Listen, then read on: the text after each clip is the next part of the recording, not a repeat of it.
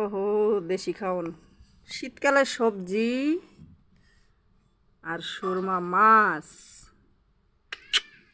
কি মজা। পেঁয়াজ মরিচ কাড়া সরিষার তেল দিয়ে রান্না করব। মাছ ভাজা রাখছি, এই দেখো লাইটের চুলা, মাটির চুলায় রান্না। এখন দিয়ে দেব পেঁয়াজ,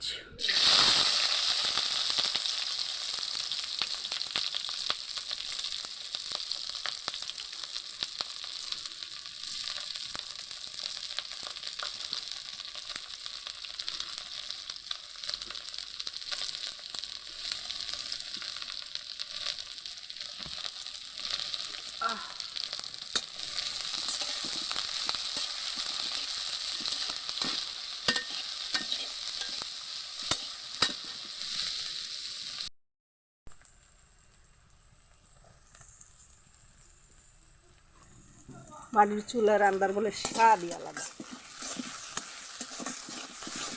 হ্যাঁ, ও আইসো, মাটির চুলা রান্নার স্বাদই তো আলাদা। কোথায়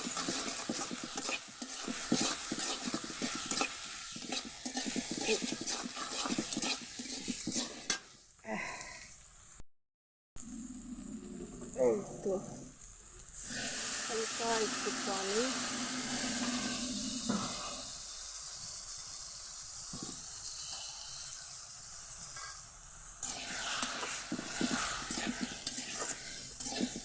টমেটোটা আমি ভাজা নিতে পারতাম,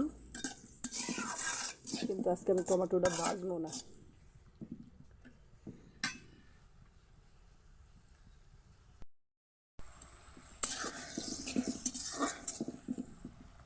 কারণ আমি ওইটাতে গিয়ে ঝোলটা একটু ঘন রাখবো, এই কারণে হলুদ আর একটু দিয়ে দিই, কারণ সাথে আছে তো ফুলকপি, ওটা আবার একটু হলুদটা বেশি লাগবে, কারণ সাদা তো। আর আমরা কাঁচামরিচের তরকারি খাই, আমরা কোনো শুকনা মরিচ ব্যবহার করি না সব সময়।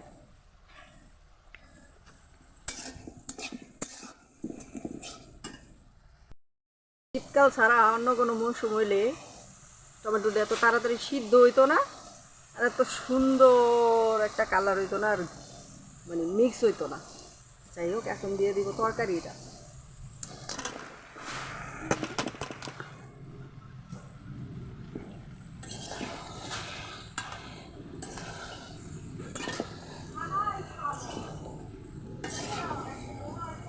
তরকারির কালারটা এমনি সুন্দর হয়ে যাবে, আর ঝোলটাও ঘন হইব, খাইতেও ভালো লাগবে। আর শীতকালের সবজি তো এমনিই ভালো লাগে। কি সুন্দর কালার হয়েছে না, অনেক সুন্দর কালার হয়েছে। এমনি শীতকালের সবজিতে অনেক সুন্দর কালার হয়। তো এখন আর দেরি করব না, আমি দিয়ে দিব পানি।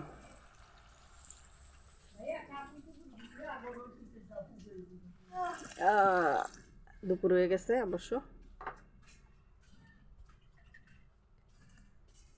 আর একটু পানি দিয়ে দিলাম যাতে এটা সুন্দর, আবার মাছ আছে তো এই কারণে একটু পানি বেশি দিলাম,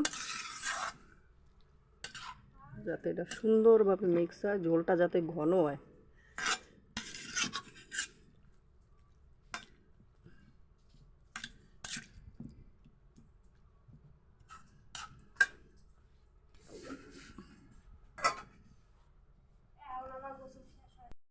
এই দেখো ফাইনাল লুক রান্নার। পরের ভিডিওটা অবশ্যই থাকবো ভাইরাল টমেটো চাটনির উপরে, দেখি কতটুকু পারি। Thank you so much for watching. তরকারি এবার দিয়ে দিব ধনিয়া পাতা,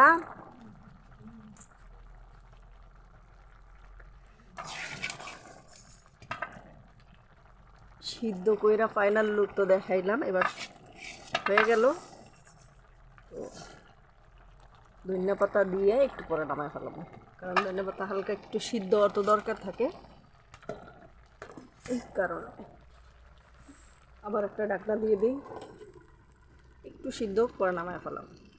থ্যাংক ইউ সো মাচ।